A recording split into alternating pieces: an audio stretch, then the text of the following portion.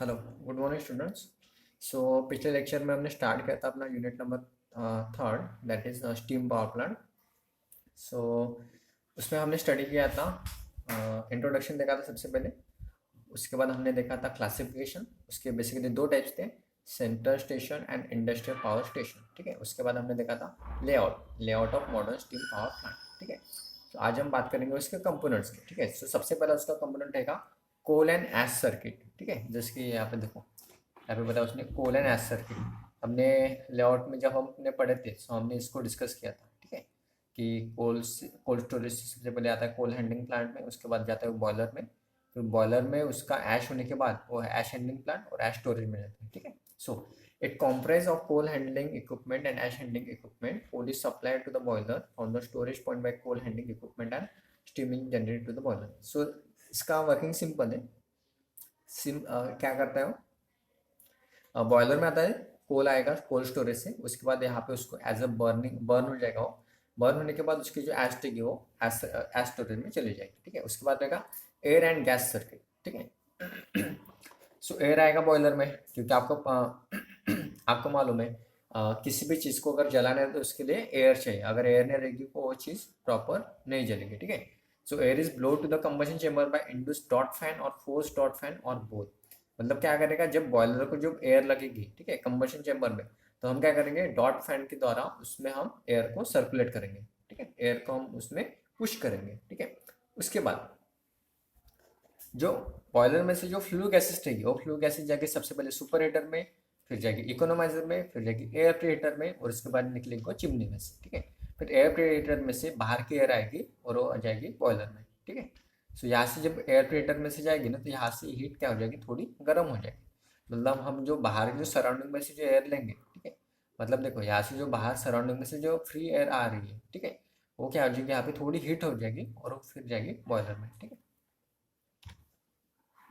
उसके बाद नेक्स्ट आपका कंपोनेंट रहेगा feed water and steam flow circuit. ठीक है, सो फीड वाटर में सबसे पहले क्या रहेगा, रिवर और कैनल में से with the help of pump water जाएगा आपका कंडेंसर में, फिर जाएगा टरबाइन में। ठीक है, जस्ट इसके पहले हमने देखा था वाटर और इसका स्टीम का। अभी नेक्स्ट टॉपिक अपना रहेगा components of modern steam power plant. क्या रहेगा, components of modern steam power plant. ठीक है, सो इसमें बेसिकली हम देखते हैं modern steam power plant consist of the following components. ठीक है, ये सारे कंपोनेंट्स उसमें रहते हैं। सबसे पहला कंपोनेंट्स रहेगा बॉयलर। सबसे पहले कंपोनेंट्स कौन सा रहेगा, बॉयलर। बॉयलर में आता है super heater and economiser. Boiler में क्या आता है, सुपर हीटर एंड इकोनोमाइजर। अभी सुपर हीटर का काम क्या रहता है, स्टीम को फिर से मतलब फिर से उसको हीटअप करना, यानी कि सुपर हीट करना उसको। ठीक है, इकोनोमाइजर का काम रहता है कि इफिशिएंसी बढ़ाना, इफिशिएंसी बढ़ाना। उसके बाद सेकंड कंपोनेंट आएगा आपका स्टीम टरबाइन। सेकंड कंपोनेंट आएगा आपका स्टीम टरबाइन। स्टीम टरबाइन क्या करेगा, स्टीम के द्वारा वो क्या करेगा, रोटेट करेगा। ठीक है, उसके बाद आता है कंडेंसर। कंडेंसर का काम रहता है हॉट स्टीम को ठंडा करके उसको वाटर में कन्वर्ट करता है। ठीक है, उसके बाद आएगा सर्कुलेटिंग वाटर पंप। अगर हमको वाटर को सप्लाई करना है कैनल में से, तो इसके लिए हमें लगेगा सर्कुलेटिंग वाटर पंप।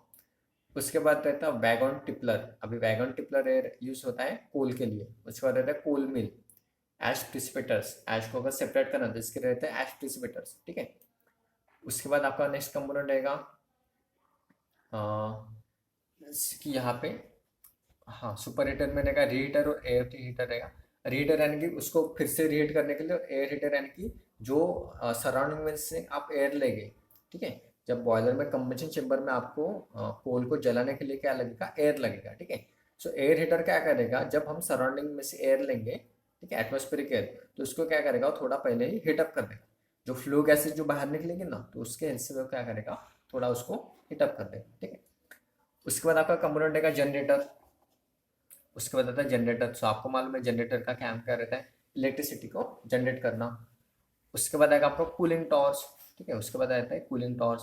तो कूलिंग टॉर्च क्या करता है, कूलिंग टॉर्च यानी कि जो आपका जो स्टीम है उसको ठंडा करेगा वो। ठीक है, उसके बाद आता है बॉयलर फीड पंप। उसके बाद आता है crusher house, induce dot fans, boiler chimney. Chimney यानी कि फ्लू गैसेस को बाहर निकलने के लिए। ठीक है, उसके बाद आता है फोर्स डॉट फैंस, एयर को फोर्सफुली अंदर ब्लो करने के लिए। उसके बाद आता है कंट्रोल रूम रहेगी, सारा जो ऑपरेशन उसको कंट्रोल और मॉनिटरिंग करने के लिए। ठीक है, तो सारे कंपोनेंट्स रहेगा, वाटर ट्रीटमेंट प्लांट रहेगा, ठीक है। तो सारे कंपोनेंट्स यूज होते हैं स्टीम पावर प्लांट में। यहाँ पे मैक्सिमम कंपोनेंट्स हमने इसमें देखे थे, ठीक है। यहाँ पे हमने जो भी कंपोनेंट्स यूज करे सारे कंपोनेंट्स वही है, ठीक है। तो आपको इसके ऊपर ऐसा भी क्वेश्चन आ सकता है कि इसमें कौन कौन से कंपोनेंट्स यूज होते हैं और इसमें से कुछ कंपोनेंट को आपको एक्सप्लेन करना पड़ेगा, ठीक है। सो अगर ऐसा क्वेश्चन आपको पूछा जाए तो आपको ये सारे कंपोनेंट्स लिखने पड़ेंगे और इसमें से जो कंपोनेंट्स है उसको एक्सप्लेन करना पड़ेगा, ठीक है। उसके बाद इसके ऊपर नेक्स्ट क्वेश्चन पूछा जा सकता है, essential requirements of steam power station design. अगर आपको किसी स्टीम पावर स्टेशन को अगर डिजाइन करना है तो उसके लिए कौन कौन से रिक्वायरमेंट्स होने चाहिए, ठीक है। सो सबसे पहला रिक्वायरमेंट्स रहेगा उसका रिलायबिलिटी। रिलायबिलिटी मतलब क्या आता है कि जो भी इससे हमको आउटपुट मिलना है वो कैसा मिलना चाहिए, 100% तो पूरे तरह से नहीं मिलेगा लेकिन मैक्सिमम और हाई मिलना चाहिए, ठीक है। उसके बाद मिनिमम कैपिटल कॉस्ट, ठीक है। मिनिमम कैपिटल कॉस्ट यानी कि क्या आ जाएगा, इसके लिए जो खर्चा लगने वाला है, ठीक है, इसके लिए जो भी खर्चा लगेगा वो कैसा रहना चाहिए, मिनिमम रहना चाहिए, ठीक है। उसके बाद आता है minimum operating and maintenance cost. मतलब जब हम इसको ऑपरेट करेंगे तो ऑपरेटिंग कॉस्ट भी इसका कम रहना चाहिए और इसको जो भी मेंटेनेंस लगेगा उसका भी कॉस्ट कैसा रहना चाहिए, कम रहना चाहिए, ठीक है। उसके बाद आता है capacity to meet peak load efficiency, ठीक है। देखो यहाँ पे इसने बताया capacity to meet peak load effectively. अभी पीक लोड मतलब क्या होता है कि मैक्सिमम उसने इफिशिएंसी यानी कि आउटपुट अपने को देना चाहिए, ठीक है। उसके बाद आता है minimum losses of energy in transmission. अभी मिनिमम लॉसेस यानी कि जब हम क्या करेंगे, टरबाइन में से एनर्जी जनरेट करेंगे, मैकेनिकल एनर्जी हो जाएगी फिर जनरेटर में, ठीक है। सो इसके दौरान जो लॉसेस थे वो कैसे रहना चाहिए, कम रहना चाहिए, ठीक है। उसका low cost of energy supply to the consumers. हाँ, जब हम कंज्यूमर्स को जो अपने तरफ कंज्यूमर्स आएंगे उसको जब हम एनर्जी देंगे तो उसकी कॉस्ट कैसे रहनी चाहिए, कम रहनी चाहिए, ठीक है। सो क्या रहेगा, अगर सारी जो चीज़ें अगर अच्छी थी तो कॉस्ट कैसे रहेगा, फिर कम रहेगी, ठीक है। उसके बाद reserve capacity to meet future demands. और कैपेसिटी अपने तरफ इतनी रहनी चाहिए कि अगर फ्यूचर में कुछ डिमांड्स आए तो हम उस डिमांड को हम फुलफिल कर सकें, ठीक है। उसके बाद अब वो essential requirements depends to large extent on the following. अभी ऊपर के जो रिक्वायरमेंट्स है वो नीचे के वैल्यू के ऊपर डिपेंड है, जैसे कि सिंप्लिसिटी ऑफ डिजाइन। मतलब जो स्टीम पावर प्लांट का जो डिजाइन है वो कैसा रहना चाहिए, सिंपल रहना चाहिए। उसके बाद sub division of plant and एपरेटर्स, ठीक है। उसके बाद उसके सब डिवीजन में रहने चाहिए। यूज ऑफ ऑटोमेटिक इक्विपमेंट, कुछ इक्विपमेंट ऐसे रहने चाहिए कि वो ऑटोमेटिक रहने चाहिए, मतलब मैन्युअली उसको यूज करना की जरूरत नहीं पड़े। एक्सटेंसिबिलिटी मतलब उसको हम एक्सटेंड भी कर सकते हैं, ठीक है। सो ये सारे हो गए essential requirements of steam power station design. उसके बाद selection of site for steam power station. मतलब अगर किसी जगह पे हमको हमको स्टीम पावर स्टेशन बनाना होगा, ठीक है, तो उसके लिए जब हम साइट सिलेक्ट करेंगे तो कौन कौन से वैल्यू के ऊपर वो डिपेंड करना चाहिए, ठीक है। सो सबसे पहला आता है अवेलेबिलिटी ऑफ रॉ मटेरियल। मतलब रॉ मटेरियल आपको इजीली अवेलेबल होना चाहिए, ठीक है। इसके इसके लिए अवेलेबल लगता है कोल, ठीक है। सो कोल अगर इजीली हमको अवेलेबल होना चाहिए, ठीक है।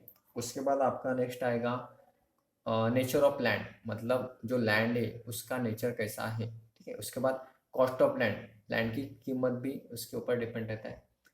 उसके बाद आता है अवेलेबिलिटी ऑफ वाटर। मतलब वाटर भी इजीली मिलना चाहिए, ठीक है। अगर कौन सा रिवर है, कैनल रिवर अगर रहेगा तो ईजी हो जाता है, ठीक है। उसका ट्रांसपोर्ट फैसिलिटी, मतलब वहाँ से ट्रांसपोर्टेशन भी होना चाहिए, क्योंकि आपको मालूम होगा कि जो कोल है वो कोल कहाँ से आता है, तो वो आता है वैगन से, मालगाड़ी जो बोलते हैं उससे आता है, ठीक है। सो वहाँ से रेलवे का ट्रांसपोर्टेशन भी होना चाहिए, ठीक है। उसके बाद आता है ऐश डिस्पोजल फैसिलिटीज, क्योंकि क्या होता है ना, कोल को बर्न करने के बाद उससे ऐश प्रोड्यूस होती है, ठीक है। तो ऐश को अगर डिस्पोज करना पड़े तो उसकी भी फैसिलिटी होनी चाहिए। उसके बाद आता है अवेलेबिलिटी ऑफ लेबर, लेबर भी मिलने चाहिए। उसके बाद size of the plant, size मतलब क्योंकि प्लांट की साइज कैसी रहेगी, बड़ी रहेगी, तो इसके हिसाब से वहाँ का अपना जो लैंड है वो भी उतना बड़ा रहना चाहिए। उसके बाद लोड सेंटर, उसके बाद पब्लिक प्रॉब्लम्स और फ्यूचर एक्सटेंशन, यानी कि पब्लिक की भी कुछ इशू नहीं होनी चाहिए। मतलब अगर अड़ोस पड़ोस में अगर कोई सिटी या गाँव होगा तो उससे प्रॉब्लम हो सकते हैं। उसके बाद फ्यूचर एक्सटेंशन, अगर हमको फ्यूचर में अगर प्लांट को बढ़ाना है तो उसके उसका भी बेनिफिट होना चाहिए, ठीक है। अगर हम किसी छोटे जगह पे अगर प्लांट बनाते हैं तो हम उसको एक्सटेंड नहीं कर सकते, ठीक है। से सारे selection of site for steam power station के लिए ज़रूरी है, ठीक है। तो देखो यहाँ पे एक क्वेश्चन पूछा जा सकता है आपको या फिर एक, ठीक है। अभी सबसे पहले हम देखते हैं कोल हैंडलिंग, ठीक है। सबसे पहले हम देखते हैं कोल हैंडलिंग, यानी कि कोल को हैंडल किस तरह से करते हैं, ठीक है। सो एक ही स्टेप में कोल को हम हैंडल नहीं कर सकते। हाँ, कोल को हैंडल हम एक ही स्टेप में नहीं कर सकते, इसके लिए कुछ वैल्यू रहते हैं, ठीक है। जैसे पहले रहेगा कोल डिलीवरी, ठीक है। सबसे पहले रहेगा कोल डिलीवरी, उसके बाद आता है अनलोडिंग, ठीक है। उसके बाद आता है प्रिपरेशन, उसके बाद आएगा ट्रांसफर, उसके बाद आएगा outdoor storage, cover storage, implant handling, weighing and measuring and furnace firing, ठीक है। सो नंबर ऑफ इसमें टोटल 9 स्टेज आते हैं। कितने स्टेज आते हैं? 9 स्टेज आते हैं। सो इसको हम स्टेप बाय स्टेप देखेंगे, ठीक है। जैसा सबसे पहला आएगा आपका कोल डिलीवरी, सबसे पहला क्या आएगा आपका? कोल डिलीवरी, ठीक है। सो कोल डिलीवरी मतलब क्या आता है? The coal from supply points is delivered by ships or boats to power station situated near to sea or river, whereas coal is supplied by rail or trucks to the power station which are situated away from a sea or river, ठीक है। सो कोल delivery मतलब क्या जगह, एक जगह से दूसरी जगह पे कोल सप्लाई करना, ठीक है। सिंपल है। अभी कोल्स माइंस जहाँ पे रहेगी, ठीक है, जैसे कि चंद्रपुर डिस्ट्रिक्ट में कोल्स माइन कैसे ज़्यादा है, ठीक है। सो वहाँ से अगर हमको कोल सप्लाई करना है, ठीक है, जहाँ पे अगर पावर स्टेशन रहेगा, अगर वहाँ पे हमको कोल को सप्लाई करना है, ठीक है। सो अगर उस पावर प्लांट के नज़दीक अगर कोई सी या रिवर रहेगा, ठीक है, सी या रिवर रहेगा, ठीक है। सो वहाँ पे कोल सप्लाई हो जाएगा बोट या शिप से, ठीक है। शिप या बोट से हम वहाँ पे कोल को सप्लाई कर सकते हैं, ठीक है। लेकिन अगर किसी जगह के पास सी या रिवर नहीं रहेगा, ठीक है, सो वहाँ पे हम ट्रांसपोर्ट करते हैं रेल या ट्रक से, ठीक है, या फिर रेलवे से करेंगे या फिर ट्रक से करेंगे, ठीक है। So the transportation of coal by trucks is use if the railway facilities are not available. जैसे कि पॉसिबिलिटी रहती है रेलवे से हम उसको ट्रांसपोर्ट करते हैं, लेकिन अगर रेलवे नहीं रहा तो हम उसको ट्रांसफर करेंगे ट्रक से, ठीक है। उसके बाद अनलोडिंग, ठीक है। अभी आपके पावर प्लांट में कोल आ गया, ठीक है, जहाँ से कोल माइन थी, ठीक है, कोल माइन से हमने कोल को डिलीवर कर लिया, कहाँ तक? पावर प्लांट, ठीक है। अभी आपको क्या करना पड़ेगा? उस कोल को अनलोडिंग करना पड़ेगा, यानी कि उसको निकालना पड़ेगा, ठीक है। So the type of equipment to be use for unloading the coal receive at the power station depends on how coal is receive at the power station. So unloading के जो इक्विपमेंट्स है वो उसके ऊपर डिपेंड रहते हैं कि वहाँ पे कितना कोल जरूरी है, ठीक है। कोल की कितनी कैपेसिटी है उसके ऊपर इक्विपमेंट डिपेंड रहता है, ठीक है। उसके बाद if coal deliver by trucks there is a no need of unloading device as the trucks may be dump the coal with outdoor storage, ठीक है। अगर कोई जगह ऐसे रहेगी कि वहाँ पे उसका स्टोरेज का कुछ ही नहीं, मतलब अनलोडिंग कहाँ करना है, उसका कोई डिवाइस नहीं उसके पास, उसके वहाँ पे कुछ जगह भी नहीं, तो वो क्या करता है? सिर्फ जो ट्रक रहेगा वो क्या करता है, पूरा डंप हो जाता है वहाँ पे, ठीक है। वो क्या करेगा, पूरा मटेरियल वहाँ पे निकाल देगा, ठीक है। Coal is easily handle if the lift trucks with the scoop are use, ठीक है। अगर इस तरह से अगर हमने टक्स यूज किया ना, जिसके लिफ्ट टक बोलते हैं, इसको यहाँ पे स्कूप बोलते हैं, ठीक है। सो इससे क्या होता है? ईजी होता है। इससे क्या होता है? ईजी हो रहेगा। वो क्या करता है? सिर्फ जिसके हो रहेगा truck. The type of coal handling equipment use in the plant depends on the type of out plant handling made door rail or ship the coal is delivered by trucks there is no need of unloading devices. हाँ, अगर हमने इस तरह के अगर हमने Tux use किए कोल delivery के लिए, सो इक्विपमेंट की कोई भी ज़रूरत नहीं है, ठीक है। सीधा क्या रहेगा, टक को हम क्या करेंगे, यहाँ से लिफ्ट करेंगे, यहाँ से जैसे हमने लिफ्ट किया तो सारा कोल यहाँ से निकल जाएगा, ठीक है। It's simple. उसके बाद, ठीक है, जिसकी सबसे पहले हमने देखा था कोल डिलीवरी, उसके बाद हमने देखा था अनलोडिंग। अभी हम देखेंगे प्रिपरेशन।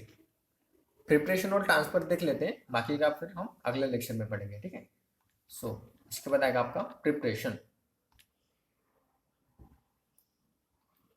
ठीक है, प्रिपरेशन।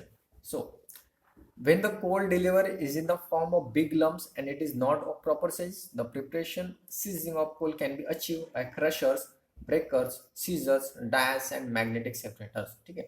हाँ, तो सिंपल है। अगर मान के चलो कि आपने कोल को डिलीवर कर लिया, उसको अनलोड भी कर लिया, ठीक है। अभी लेकिन जो कोल है उसकी साइज कैसे बहुत बड़ी है, ठीक है, साइज कैसे उसकी बहुत बड़ी है। और हम उसने बड़े कोल्स को हम सीधा कंबशन चेंबर में नहीं डाल सकते, ठीक है।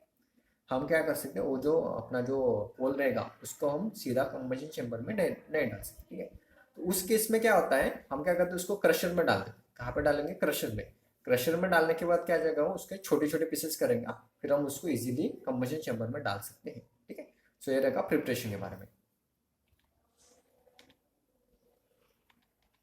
ट्रांसफर का प्रिपरेशन के बाद आएगा आपका, एक मिनट, ट्रांसफर। ओके, ठीक है, प्रिपरेशन हो गया। अभी हम उसको ट्रांसफर कैसे करेंगे? सो ट्रांसफर के लिए बेसिकली इतने टाइप रहते हैं। पहला रहता है बेल्ट कन्वेयर, पहला रहेगा आपका बेल्ट कन्वेयर, उसके बाद आता है स्क्रू कन्वेयर्स, ठीक है, उसके बाद आएगा आपका बकेट एलिवेटर्स, उसके बाद आएगा ग्रैब बकेट एलिवेटर्स, उसके बाद आएगा आपका स्किप हॉइस्ट, और उसके बाद आएगा फ्लाइट कन्वेयर। ठीक है, सो जो सारे जो कंपोनेंट्स हैं हम इसको देखेंगे अगले लेक्चर में। ठीक है, सो फिलहाल आप इस लेक्चर को अच्छी तरह से देख लीजिए, और अगर कुछ डाउट होगा तो आप ग्रुप पे पूछ सकते हैं। ठीक है, थैंक यू।